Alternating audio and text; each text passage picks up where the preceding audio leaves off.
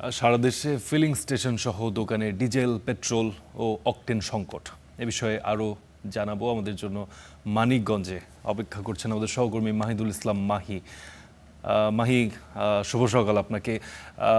মোটামুটি আপনার পেছনে দেখতে পাচ্ছি ফিলিং স্টেশনে ভিড়, যেটি সারা দেশেই মোটামুটি একই চিত্র। মানিকগঞ্জের চিত্র কি আসলে আপনার কাছ থেকে বিস্তারিত জানতে চাই।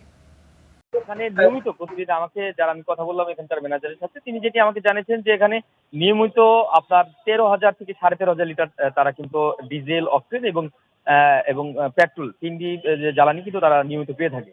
কিন্তু একটি সংকটের ব্যাপার যেটি আমি জানিয়ে রাখি যে গতকালকে রাতেও কিন্তু প্রায় 13,500 লিটারই যেখানে জ্বালানি পেয়েছিল।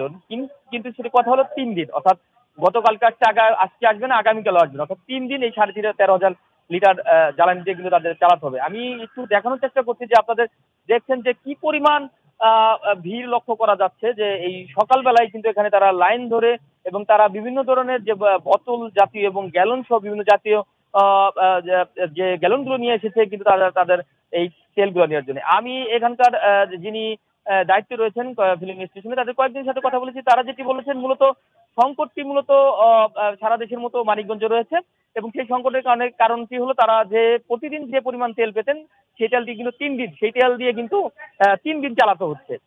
আমি এই ফিলিং স্টেশনের আমি চেষ্টা করেছিলাম একজনের সাথে সংযুক্ত করার, কিন্তু আসলে তারা কথা বলার মতো পরিস্থিতি নেই এবং তারা আসলে কথা বলতে চাচ্ছেন না। আমি আরেকটু জানিয়ে রাখি, এখানে এই কারণে কিন্তু ডিজেলের সংকটের কারণে কিন্তু যে কৃষি কাজ যেটি রয়েছে এবং কৃষিকাজে কিন্তু নিয়মিত ব্যাহত